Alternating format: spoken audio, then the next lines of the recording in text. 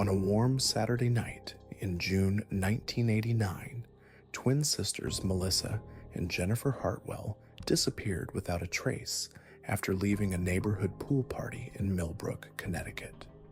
For 21 years, their family lived with unanswered questions and sleepless nights. Then in 2010, a demolition crew tearing down an old convenience store found something that would turn everything upside down. The discovery wasn't bones or clothing or any physical evidence of the girls themselves. It was a single VHS tape, water damaged and covered in dust, hidden behind a false wall in the store's back office. When police finally managed to restore the footage, what they saw on that grainy recording changed everything the town thought it knew about that night. This isn't just another missing persons case. This is the story of two sisters who vanished at the height of summer, leaving behind a community that would spend decades searching for answers. And when those answers finally came, they revealed a truth far darker than anyone had imagined. The Hartwell twins were inseparable. At 16 years old, Melissa and Jennifer had that unbreakable bond that only twins understand. They shared everything: clothes, secrets, dreams about college and their futures. Melissa was the outgoing one, quick with a joke, and always the center of attention at school. Jennifer was quieter, more thoughtful, but with a sharp wit that could cut through any conversation. Together, they were unstoppable. Their parents, David and Carol Hartwell, had moved to Millbrook when the girls were just 8 years old. David worked as an accountant for a local manufacturing company, while Carol taught third grade at the elementary school. They were the kind of family that neighbors waved to, that showed up to every school function, that seemed to have it all figured out. The pool party that changed everything was supposed to be a celebration. School had just ended for the summer, and their friend Sarah Chen was throwing what she called an epic end of junior year bash at her family's house on Maple Street. Sarah's parents were out of town for the weekend, leaving her with strict instructions about keeping things under control. But when you're 16 and it's the first weekend of summer vacation, control isn't exactly the priority. That Saturday afternoon, Melissa spent an hour getting ready, trying on 3 different swimsuits before settling on her favorite blue one piece. Jennifer, as usual, was ready in 10 minutes, choosing practicality over fashion with a simple black suit and an oversized t-shirt. They argued about whether Jennifer should wear makeup, with Melissa insisting and Jennifer rolling her eyes. It was the kind of silly sister argument that would later haunt their mother's memory. Carol drove them to the party around 7 p.m., reminding them to call if they needed a ride home before midnight. The girls promised they would, kissing her goodbye and practically bouncing with excitement as they walked up Sarah's driveway. It was the last time their mother would see them alive. The party was everything Sarah had promised. About 30 kids from Millbrook High showed up, turning the backyard into a scene of teenage summer bliss. Music pumped from a boombox positioned near the pool deck, while coolers filled with soda and stolen beer sat strategically hidden behind the pool house. The twins jumped right into the social whirl, Melissa immediately holding court near the diving board, while Jennifer found herself in deep conversation with Alex Morrison, a quiet boy from her chemistry class. According to witness statements collected later, everything seemed normal that night. Kids swam, played pool volleyball, and clustered in groups around the deck chairs, gossiping about summer plans and who was dating whom. Melissa performed her signature cannonball that soaked half the party, earning cheers and playful protests. Jennifer actually loosened up enough to join a game of water tag, laughing so hard she nearly choked on pool water. But as the night wore on, something shifted. Several partygoers later told police they noticed the twins talking quietly by themselves near the pool house around 9:30. Their conversation looked serious, urgent even. Sarah remembered seeing them check their watches multiple times, as if they were waiting for something or someone. At 10:15 p.m., both girls announced they were leaving. This surprised everyone since the party was just hitting its stride and the twins had been having such a good time. When friends asked why they were leaving so early, Melissa just shrugged and said they had somewhere else to be. Jennifer added that they'd already called for a ride, though no one remembered seeing either of them use the phone. The twins gathered their towels and flip-flops, said their goodbyes, and walked out through Sarah's back gate toward the street. 3 different witnesses confirmed seeing them leave together, heading north on Maple Street in the direction of downtown Millbrook. That was at approximately 10:20 p.m. on June 17th, 1989. They never made it home. When midnight came and went without a phone call, Carol Hartwell started to worry. The girls were usually punctual about curfew, and even when they pushed the limits, they always called.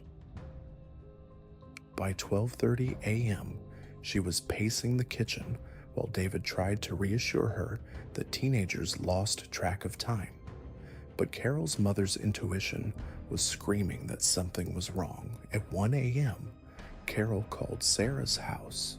Sarah's older brother answered, explaining that the party had broken up around 11, and no, he hadn't seen the twins after they left at 10:20. That's when real panic set in. Carol immediately called the Millbrook Police Department, and within an hour, Officer Janet Torres was sitting in their living room taking down details. The initial response was textbook missing teenagers. Officer Torres explained that kids this age often stayed out past curfew, sometimes spending the night at friends' houses without telling their parents. She took down descriptions of what the girls were wearing. Melissa in denim shorts and a pink tank top over her swimsuit, Jennifer in khaki shorts and a white t-shirt.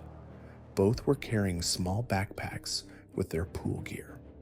But as Sunday morning turned into Sunday afternoon with no word from either girl, the situation escalated quickly.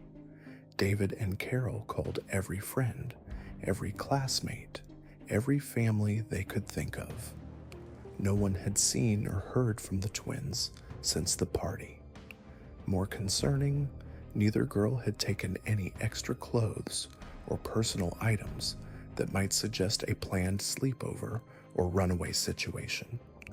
By Sunday evening, Millbrook police officially classified Melissa and Jennifer Hartwell as missing persons. Search teams organized immediately, with volunteers combing the route between Sarah's house and the Hartwell home. They checked every yard, every alley, every possible shortcut the girls might have taken. Police knocked on doors throughout the neighborhood, asking residents if they'd seen or heard anything unusual Saturday night. The search expanded throughout the week. State police brought in tracking dogs that followed the girls' scent from Sarah's back gate down Maple Street for about 6 blocks before losing the trail completely near the intersection with Commerce Avenue. Helicopters swept the surrounding woods and fields. Divers searched the Millbrook River and every pond within a 10-mile radius. Local news stations picked up the story, broadcasting the twins' school photos and pleading for information. The girls' faces appeared on missing person flyers posted throughout Connecticut and neighboring states. Tips poured in from across New England, but each led nowhere. Reported sightings in shopping malls, bus stations, and truck stops all turned out to be false alarms. As weeks turned into months, the investigation took on a desperate edge. FBI agents joined the case, bringing federal resources and expertise in missing children cases. They interviewed everyone who'd been at the party multiple times, looking for inconsistencies or overlooked details. Polygraph tests were administered to several party attendees, all of whom passed. Phone records were pulled, bank accounts monitored, and the girls' school lockers searched for any clue about where they might have gone or why. The Hartwells appeared on national television programs, tearfully pleading for their daughter's safe return. They offered a reward that grew from $5,000 to $25,000 as their desperation mounted. Carol quit her teaching job to focus entirely on the search, while David took leave from work to coordinate with law enforcement and volunteer search groups. Private investigators were hired and fired. Psychics were consulted despite police objections. The family explored every possible theory: kidnapping, running away, accident, foul play. Nothing made sense. The twins had no reason to run away, no secret boyfriends or hidden problems that might explain their disappearance. They were honor students with college plans and tight family bonds. As the first anniversary of their disappearance approached, the case began to fade from public attention. New missing persons cases demanded police resources, and without fresh leads, the investigation slowed to a crawl. The Hartwells found themselves fighting not just for answers, but for continued attention to their daughter's case. Years passed with occasional false hopes. In 1993, two young women matching the twins' descriptions were spotted at a bus station in Albany, but surveillance footage proved they were different people entirely. In 1997, skeletal remains found in a wooded area 30 miles away sparked renewed media coverage, only to be identified as belonging to a completely different missing person from the 1970s. The family dynamics slowly cracked under the strain. David threw himself into work, staying late at the office to avoid coming home to Carol's increasingly desperate theories and endless phone calls to police. Carol became obsessed with maintaining the girls' room exactly as they'd left it, refusing to let David pack away clothes that would never fit the women their daughters had become. Their marriage, once solid and loving, became a careful dance around the gaping hole where Melissa and Jennifer used to be. By 2005, 16 years after the disappearance, the case was effectively cold. The original investigating officers had retired or moved on to other departments. The evidence boxes gathered dust in storage, pulled out only when new detectives occasionally reviewed the case, looking for missed angles. The reward money remained unclaimed, and the Hartwells had reluctantly accepted that they might never know what happened to their daughters. Then came the summer of 2010, and everything changed. The old Millbrook convenience store on Commerce Avenue had been closed for 3 years, ever since the owner died and his family decided to sell the property to developers. The building was scheduled for demolition to make way for a new strip mall, and the construction crew had been working methodically through the structure when they discovered something unusual. Hidden behind what appeared to be a solid wall in the store's back office was a small hidden compartment, probably originally used to hide cash or valuable inventory. But instead of money, The space contained a single item that would reopen one of Connecticut's most baffling missing persons cases. The VHS tape was in terrible condition, its plastic case cracked, and the label completely faded away.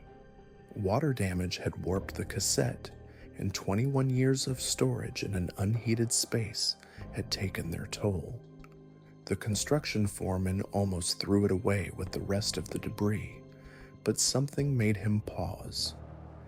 Maybe it was the careful way the tape had been wrapped in plastic, or maybe it was just curiosity about what someone had thought important enough to hide. Whatever the reason, he called the police. Detective Sarah Chen, ironically, the same Sarah who had thrown the pool party where the twins were last seen, now a decorated investigator with the Connecticut State Police, responded to the call. She immediately recognized the significance of the location. Commerce Avenue was exactly where the tracking dogs had lost the twins' scent all those years ago. The tape was rushed to the state crime lab, where digital restoration specialists worked for weeks to recover whatever images might still be preserved on the degraded magnetic tape. The process was painstaking, requiring specialized equipment and techniques normally reserved for the most critical evidence. When the footage was finally restored enough to view, Detective Chen found herself staring at something that defied explanation.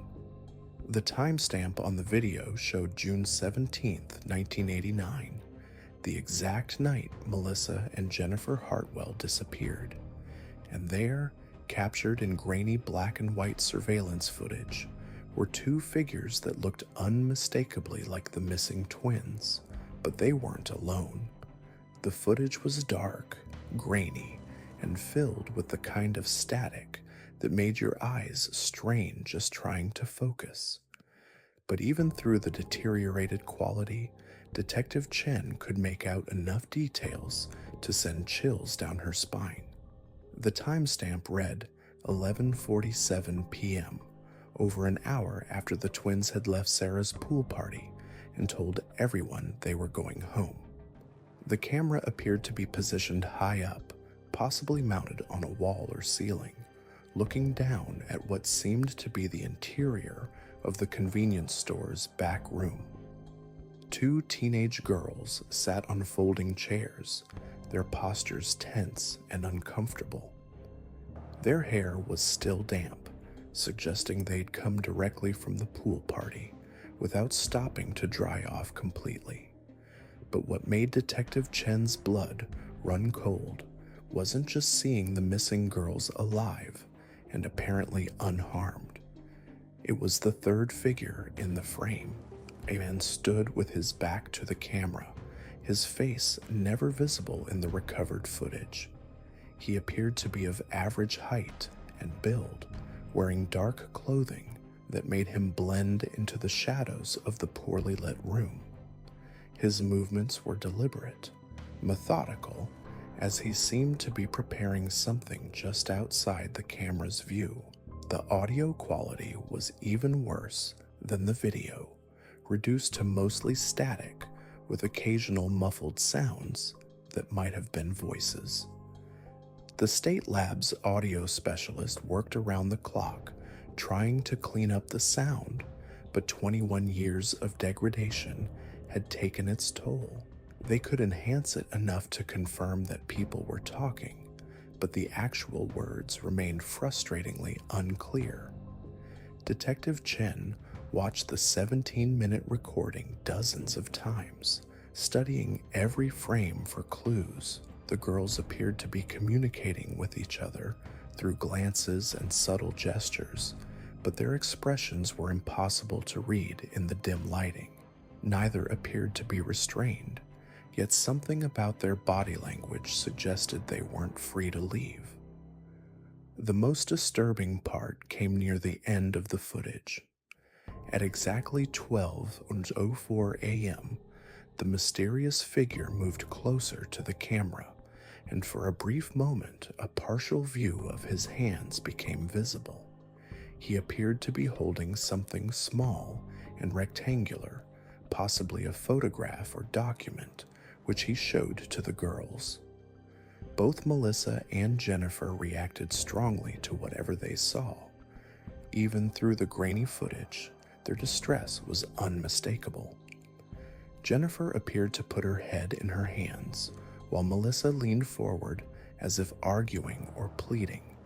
The man's response was to step back into the shadows, and the tape ended abruptly at 12:06 a.m. When news of the tape's discovery leaked to the media, it created a sensation that brought the Hartwell case roaring back into the public consciousness. After 21 years of silence, here was proof that the twins had been alive hours after they disappeared, and that someone had been holding them in what appeared to be the back room of a local business. The revelation devastated David and Carol Hartwell in ways they hadn't expected. For over 2 decades, they'd lived with the terrible uncertainty of not knowing their daughter's fate. Part of them had held on to hope that somehow, somewhere, Melissa and Jennifer were still alive. Another part had gradually accepted that they were probably dead, allowing grief to slowly replace the acute agony of not knowing. But this tape changed everything. It confirmed their worst fears while simultaneously reigniting hope. The girls had been taken, held against their will, and the footage proved someone in their community had been involved. Yet it also showed them alive hours after their disappearance, raising the agonizing question of whether they might have been saved if the investigation had taken a different direction. Carol's reaction was immediate and visceral. She demanded to see the tape, despite Detective Chen's warnings about its disturbing content. After viewing it once, she became obsessed with analyzing every frame, convinced she could spot details that trained investigators had missed. She filled notebooks with observations about the girls' clothing, their posture, anything that might provide a clue about their captivity. David's response was quieter but equally intense. He began driving to Commerce Avenue every day, parking across from where the old convenience store had stood and staring at the empty lot where the strip mall was now being constructed. Neighbors reported seeing him there at all hours, sometimes sitting in his car until well past midnight. The investigation exploded back to life with renewed urgency. Detective Chen assembled a task force that included FBI behavioral analysts, digital forensics experts, and investigators who specialized in cold cases involving missing children. They began with the assumption that someone local had to be involved. The convenience store wasn't a random location, and the perpetrator had clearly been familiar enough with the building to know about the hidden compartment. Property records revealed that the store had been owned by Harold Kemper, a 67-year-old man who'd run the business for over 30 years before his death in 2007. Kemper had been questioned briefly during the original investigation, since the store was located near where the dogs had lost the twins' scent, but he'd had an alibi. Several customers remembered seeing him working the register until well past midnight on the night the girls disappeared, or so it had seemed. The task force dug deeper into Kemper's background and discovered troubling inconsistencies. His business records showed the store officially closed at 11 p.m. on weekends, yet witnesses claimed to have seen him there much later. More disturbing were financial records that showed regular cash deposits far exceeding what a small convenience store should have generated. Detective Chen's team began tracking down everyone who'd worked at or frequented the store during the late 1980s. They interviewed former employees, regular customers, and delivery drivers, building a comprehensive picture of the business's operations during that period. What emerged was a portrait of a man who'd maintained a carefully constructed public persona while hiding something much darker. Margaret Torres, who'd worked part-time at the store during her senior year of high school, provided the first major breakthrough. She remembered Kemper being unusually interested in teenage customers, especially young girls who came in alone. He'd often engage them in lengthy conversations about school, their families, and their social lives. At the time, she'd thought he was just being friendly, but looking back, his questions seemed inappropriately personal. More concerning was Margaret's recollection of the store's back room. Kemper had been extremely protective of that space, never allowing employees to enter unless he was present. He'd claimed it was for security reasons, but Margaret remembered thinking it was odd how he'd installed a second lock on the door and insisted on being the only one with keys. As investigators dug deeper into Kemper's past, they uncovered a disturbing pattern. Before moving to Millbrook in 1975, he'd lived in 3 different towns across Connecticut and Massachusetts. In each location, he'd operated small businesses, a gas station, a corner market, and a sporting goods store. And in each location, there had been reports of missing or runaway teenagers, though none had ever been definitively connected to him.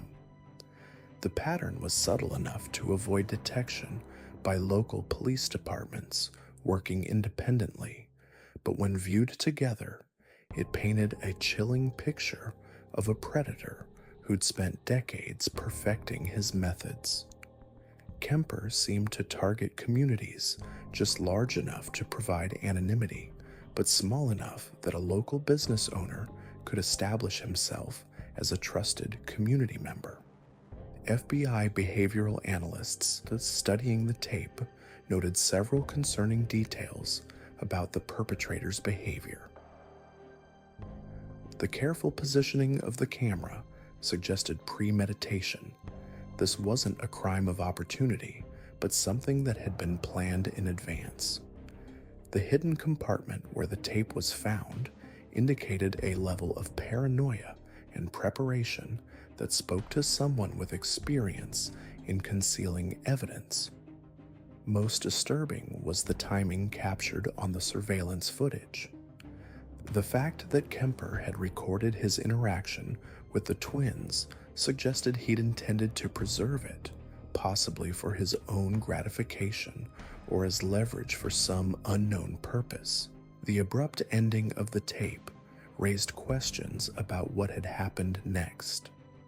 As winter approached and the investigation intensified, Detective Chen's team made another discovery that sent shockwaves through the case. Hidden in Kemper's personal effects, stored in a storage unit he'd rented under a false name, were dozens of additional items that suggested the twins weren't his only victims. The storage unit contained what appeared to be trophies, jewelry, photographs, and personal items that belonged to young women from across New England. Many of the items matched descriptions from missing persons cases dating back to the 1970s.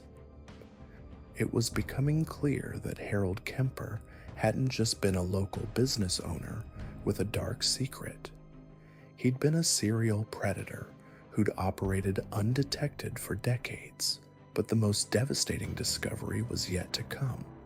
Among Kemper's possessions, investigators found a second tape, also dated June 17, 1989. This one had been stored in better conditions and contained footage that would finally answer the question that had haunted Millbrook for 21 years. The truth about what happened to Melissa and Jennifer Hartwell was about to be revealed, and it was worse than anyone had imagined. The second tape was in pristine condition, stored in a climate-controlled safe that Kemper had installed in the back corner of the storage unit. Unlike the water-damaged surveillance footage found behind the convenience store wall, this recording was crystal clear, shot with what appeared to be a handheld camera that captured everything in disturbing detail. Detective Chen assembled only the most experienced members of her task force to view the footage. What they saw would haunt them for the rest of their careers and finally provide the answers the Hartwell family had been seeking for over 2 decades. The tape began at 12:15 a.m., just minutes after the surveillance footage had ended. Kemper's face was clearly visible for the first time, confirming what investigators had suspected. He was a thin man with graying hair and wire-rimmed glasses, looking exactly like the harmless small business owner he'd pretended to be for 30 years. But his expression in the footage revealed something entirely different, a cold calculation that made seasoned detectives sick to their stomachs.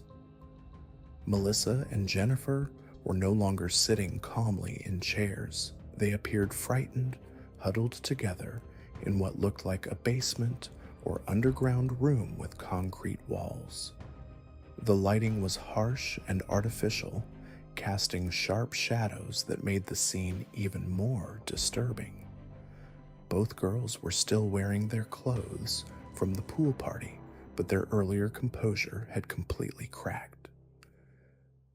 The audio on this tape was perfect, and every word was audible. Kemper's voice was soft, almost conversational, as he explained to the twins what he needed from them. He wanted them to make a phone call to their parents, he said. A simple message to let them know they were safe and had decided to run away together. He even had a script prepared, written out on index cards that he held up for them to read. Jennifer was the first to refuse. Her voice shaking but determined, she told Kemper they weren't going to lie to their parents. Melissa backed up her sister, adding that their family would never believe they'd run away without saying goodbye. The twins' loyalty to each other and their family was evident even in their terror, and it made watching the footage even more heartbreaking. Kemper's reaction to their defiance was swift and chilling. His friendly demeanor vanished instantly, replaced by something dark and threatening. He explained calmly that he'd been watching them for months, learning their routines, their friends, their family dynamics. He knew exactly when they'd be at the pool party, and he'd been waiting by the convenience store when they walked past on their way home. The most disturbing revelation came when Kemper began describing his previous victims. He spoke about other young women he'd taken over the years, detailing their fates with the same casual tone he might use to discuss the weather. Some had cooperated with his demands, he said, and had been released after a few days. Others had been more difficult. Detective Chen had to pause the tape multiple times as her team processed what they were hearing. Kemper wasn't just confessing to kidnapping the Hartwell twins. He was providing details about dozens of other disappearances spanning 3 decades. The FBI would later match his descriptions to unsolved cases across 6 states, making him one of the most prolific serial predators in New England history. But it was what happened next on the tape that would provide the final devastating answers about the twins' fate. At approximately 12:45 a.m., Kemper left the room briefly, and the camera continued recording the girls alone. Melissa and Jennifer used those precious minutes to comfort each other, whispering plans and promises. Jennifer told her sister she loved her. Melissa promised they'd get through this together, just like they'd gotten through everything else. Their bond, unbreakable even in the face of unimaginable terror, was both beautiful and tragic to witness. When Kemper returned, he was carrying what appeared to be a small metal box. He set it on a table just outside the camera's view and began assembling something with mechanical precision. The twins' expressions changed from fear to absolute terror as they realized what he was preparing. The tape ended abruptly at 1:03 a.m. Detective Chen's hands were shaking as she stopped the playback. In that final 18 minutes of footage, Harold Kemper had not only confessed to murdering Melissa and Jennifer Hartwell, but had also provided enough details about other victims to potentially solve dozens of cold cases across multiple states. The task force spent the next several days processing what they'd learned. FBI analysts worked around the clock to match Kemper's confessions with unsolved disappearances, while forensic teams prepared to search every property he'd ever owned or had access to. The scope of his crimes was staggering, and investigators realized they were dealing with one of the most methodical and successful serial killers in recent memory. But their primary focus remained on finding Melissa and Jennifer. Kemper had been careful not to reveal their location on the tape, but he'd dropped enough clues for investigators to begin narrowing down the possibilities. References to driving times, geographic features, and the sound of passing trains helped them identify a search area about 20 miles outside Millbrook.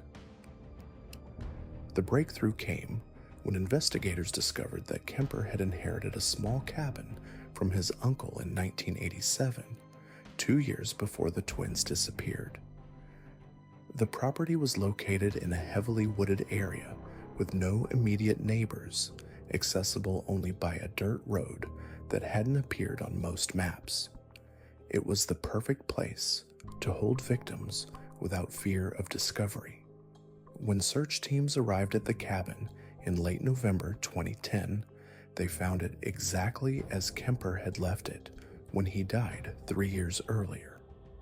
The basement matched the concrete room from the second tape, complete with the same harsh lighting and metal table. But what they discovered buried in the woods behind the cabin would finally give the Hartwell family the closure they'd been seeking for 21 years. The remains of Melissa and Jennifer were found together side by side in a shallow grave marked only by 2 small stones that Kemper had apparently placed as his own twisted memorial. Forensic examination confirmed what the family had feared but needed to know. The twins had died on the night they disappeared, probably within hours of leaving the pool party. Dr. Patricia Williams, the medical examiner who processed the remains, delivered her findings to the Hartwell family with the compassion that comes from decades of bearing terrible news. The twins had died quickly, she assured them. They hadn't suffered for days or weeks, as their parents had sometimes feared, and most importantly, they'd been together until the end. The discovery of additional remains at the property confirmed that the twins weren't Kemper's only victims buried there. Over the following months, investigators would identify the remains of 7 other young women, some dating back to the early 1980s. Each discovery brought closure to another family that had spent years wondering what had happened to their daughters. News of the resolution spread quickly through Millbrook and beyond. After 21 years of uncertainty, the community finally had answers, though they weren't the answers anyone had hoped for. The revelation that Harold Kemper, a man they'd all known and trusted, had been responsible for so much pain and loss, shattered the town's sense of safety and innocence. The convenience store where Kemper had first held the twins was long gone, replaced by the strip mall that had been under construction when the first tape was discovered. But the community decided to install a small memorial garden on the site, dedicated not just to Melissa and Jennifer, but to all of Kemper's victims. The inscription on the memorial stone read simply, "In memory of those who were taken too soon, and in honor of those who never stopped searching for the truth." For David and Carol Hartwell, the discovery brought a complex mix of emotions. The grief they'd carried for over 2 decades was finally validated. Their daughters were gone, and they could stop hoping for a miracle that would never come. But the knowledge of how the twins had died, and the fact that they'd been so close to home all along, brought a new kind of pain that would take years to process. Carol found some comfort in knowing that her daughters had been together in their final moments, that they'd faced their fate with the same courage and loyalty that had defined their entire lives. David struggled more with the revelation, tormented by what-if scenarios and the knowledge that a monster had been hiding in plain sight in their small community.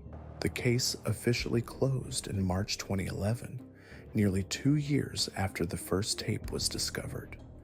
Harold Kemper was posthumously charged with multiple counts of kidnapping and murder, though justice, in any meaningful sense, remained elusive. The man who'd terrorized families across New England for decades had died peacefully in his sleep, never facing trial for his crimes.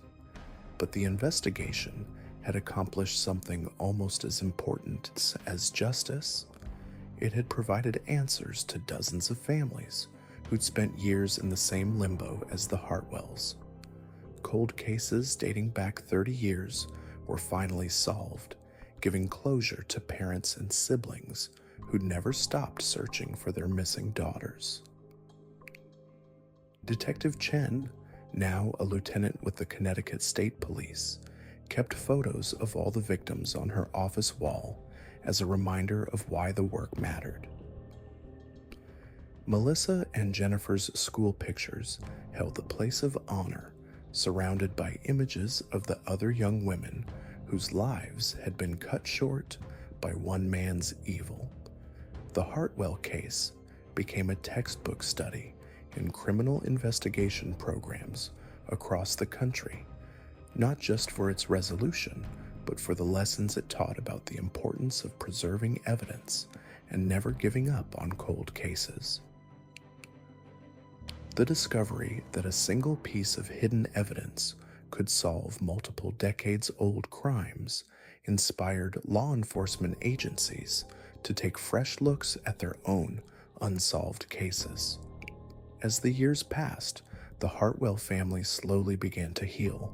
They established a foundation in the twins' memory, dedicated to supporting families of missing children and funding advances in forensic technology. Every June 17th, they held a remembrance ceremony at the Memorial Garden, joined by other families who'd been touched by Kemper's crimes. The Foundation's work led to several breakthroughs in other cold cases, as improved DNA analysis and digital restoration techniques helped solve mysteries that had seemed hopeless. It was, Carol often said, the only way she could find meaning in the senseless loss of her daughters, by ensuring that other families might get the answers they deserved. But even with resolution and justice and the passage of time, Some wounds never fully heal. The house on Maple Street, where the twins had grown up, remained exactly as it was, their bedroom preserved like a shrine to lives that ended too soon. Sometimes, neighbors reported, they could see Carol sitting by the window, looking out at the street where her daughters had walked home from so many other parties, never knowing that one night would be different from all the rest. The story of Melissa and Jennifer Hartwell became part of Millbrook's permanent history, a reminder that evil could hide behind the most ordinary faces, and that the search for truth sometimes takes decades to reach its conclusion. Today, 25 years after that terrible night, the memorial garden where Kemper's convenience store once stood has become a place of pilgrimage for families dealing with their own missing children cases. The simple stone bench, surrounded by white roses, sees a steady stream of visitors, some leaving flowers, others just sitting quietly with their thoughts and their grief. The Hartwell Foundation has grown beyond anything David and Carol could have imagined when they first established it in their daughter's memory. Their work has contributed to solving over 40 cold cases across New England, bringing closure to families who'd given up hope of ever learning the truth. The Foundation's Victim Assistance Program provides counseling, legal support, and investigative resources to families navigating the nightmare of a missing child. Detective Sarah Chen, now chief of the Connecticut State Police Cold Case Division, credits the Hartwell investigation with transforming how law enforcement approaches decades-old disappearances. The techniques developed to restore that water-damaged VHS tape have been used to recover crucial evidence in cases dating back to the 1960s. Storage facilities across the state have been systematically searched for hidden compartments like the one that concealed Kemper's first recording. Perhaps most importantly, the case led to the creation of a regional database that tracks patterns across multiple jurisdictions. Had such a system existed in the 1980s, Kemper's movement between towns might have been flagged years earlier, potentially saving lives.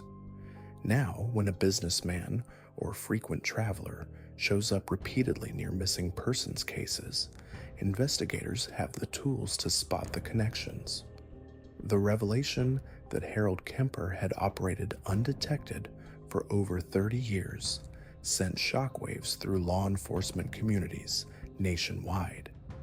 His method of establishing himself as a trusted community member before selecting victims had been devastatingly effective. Small business owners, particularly those who dealt regularly with teenagers, now undergo more thorough background checks in many states. But for all the systemic changes and investigative advances that emerged from the case, the human cost remained unchanged. 7 families beyond the Hartwells had lost daughters to Kemper's predatory behavior. Each of those families had endured their own decades of uncertainty before the discovery of his storage unit finally provided answers. Maria Santos, whose daughter Elena disappeared from Springfield, Massachusetts in 1985, described the moment she learned the truth as both a relief and a fresh trauma. For 15 years, I held on to hope that maybe she'd run away, maybe she was living somewhere under a different name, Maria said at Elena's memorial service. Learning what really happened was devastating, but at least the wondering finally stopped. The psychological impact on the investigators who worked the case was significant as well. Several members of Detective Chen's task force required counseling after viewing Kemper's recordings and processing the scope of his crimes.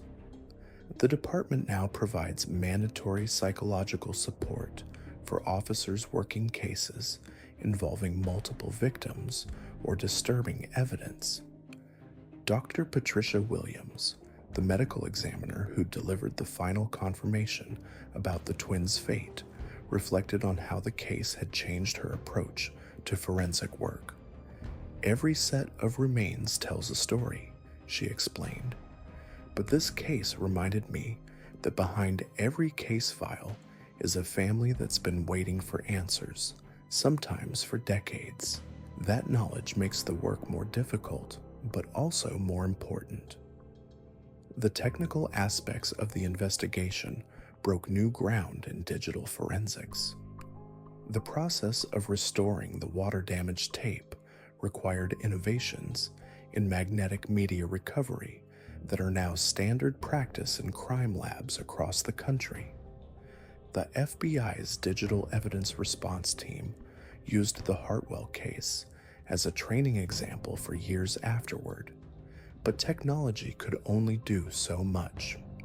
The breakthrough in identifying Kemper's storage unit came from old-fashioned detective work, following paper trails, interviewing witnesses, and connecting dots that had been scattered across multiple decades and jurisdictions. It was a reminder that even in an age of digital everything, solving crimes still required human intuition and persistence. The storage unit itself became a crime scene that took months to fully process. Beyond the obvious evidence like jewelry and photographs, investigators found detailed journals where Kemper had recorded his thoughts and planning processes. These writings provided unprecedented insight into the mind of a serial predator, helping behavioral analysts understand how such individuals select and approach their victims. Some of Kemper's journal entries were particularly chilling in their clinical detachment. He wrote about his victims like a scientist documenting experiments, noting their reactions to different forms of psychological manipulation. The entries about Melissa and Jennifer described his months of observation before the abduction, including details about their daily routines that he'd gathered simply by positioning himself strategically around town. Reading those journals, investigators realized how vulnerable the twins had been without ever knowing it. Kemper had noted which route they took home from school, what time their parents left for work, even which friends they spent time with and where. He'd been building a comprehensive profile while presenting himself as nothing more than a friendly local business owner. The revelation that he'd been watching other potential victims as well led to a community-wide security review. Parents who'd felt safe letting their teenagers walk around Millbrook suddenly realized how much they'd taken that safety for granted.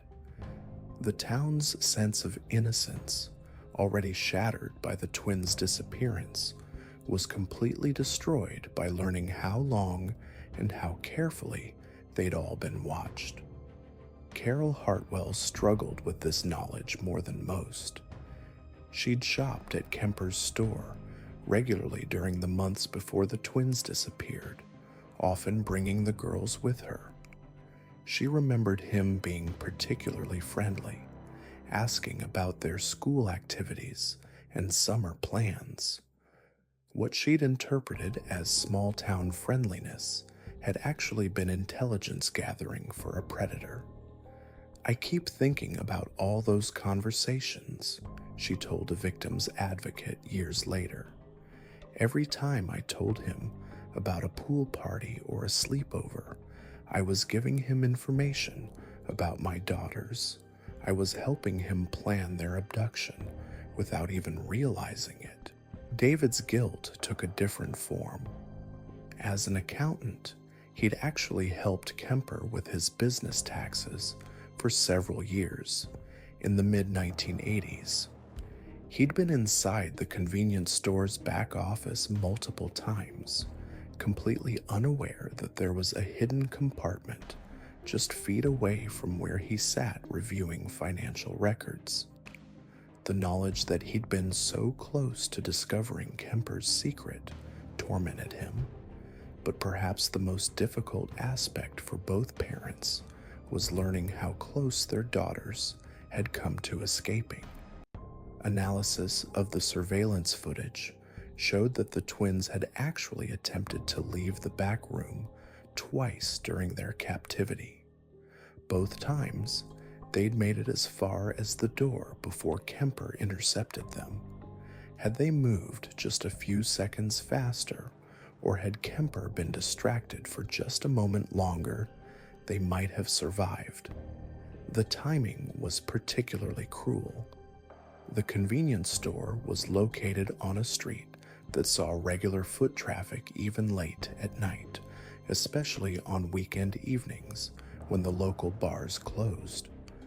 Multiple witnesses reported seeing people walking past the store around the time the twins were being held inside.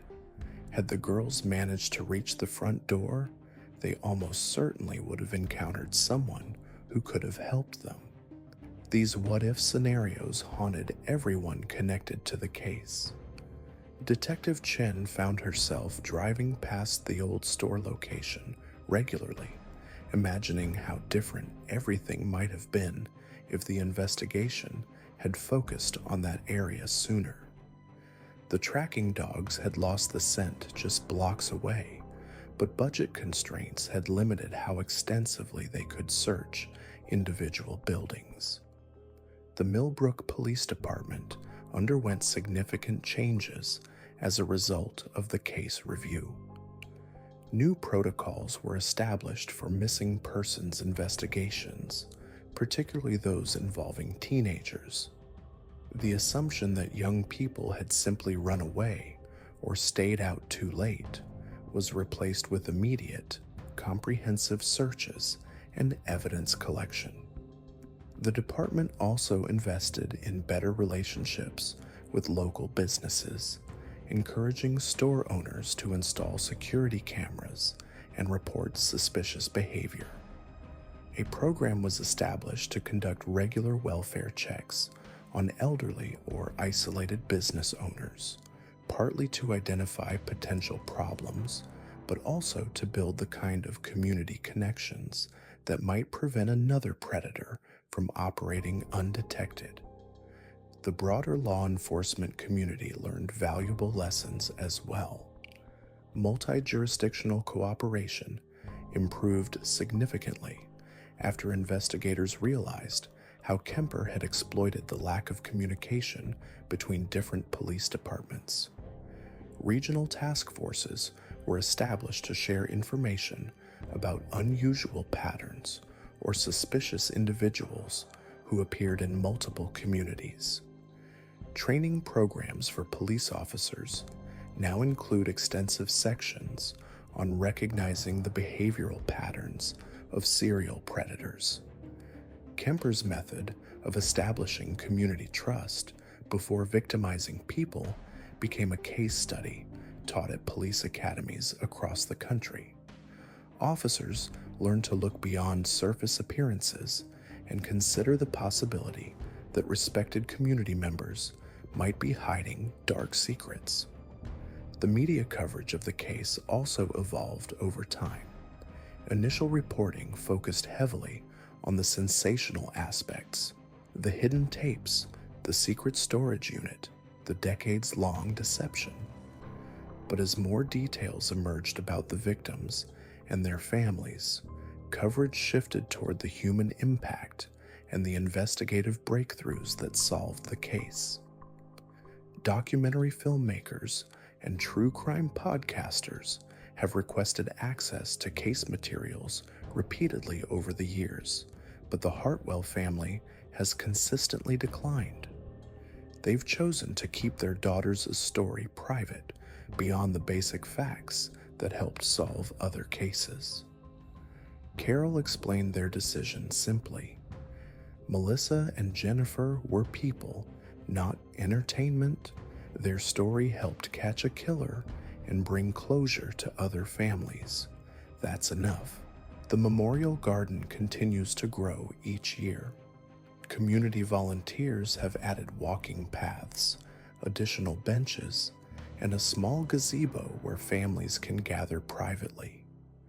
The original rose bushes have multiplied, creating a wall of white blooms that peak every June, right around the anniversary of the twins' disappearance. On quiet evenings, Carol still visits the garden, sometimes bringing fresh flowers, but often just sitting with her memories. She's found peace in knowing that her daughter's story has helped prevent other tragedies, that their deaths weren't completely meaningless. It's not the life she'd planned for them, but it's a legacy she can live with. The case files remain active even today, as investigators continue following up on leads generated by Kemper's journals and possessions. 3 additional missing persons cases have been solved in the past 5 years based on information recovered from his storage unit. Each resolution brings closure to another family and validates the decision to pursue every possible connection, no matter how old or unlikely it might seem. Detective Chen, now preparing for retirement, keeps the twins' photograph on her desk as a reminder of why the work matters. Every cold case represents someone's daughter, someone's sister, she often tells new investigators. Time doesn't diminish the pain families feel or the obligation we have to find answers. The Hartwell case taught us that justice might be delayed, but it doesn't have to be denied. As Millbrook has grown and changed over the decades, the Memorial Garden has become a permanent part of the community's identity. New residents learn the story from neighbors and understand that this quiet corner represents both tragedy and resilience. The town that lost its innocence in 1989 has rebuilt itself around the knowledge that evil exists but can be defeated by persistence, community cooperation, and the refusal to give up hope. The final chapter of Melissa and Jennifer Hartwell's story isn't about their death. It's about the lives that have been saved because their case was solved.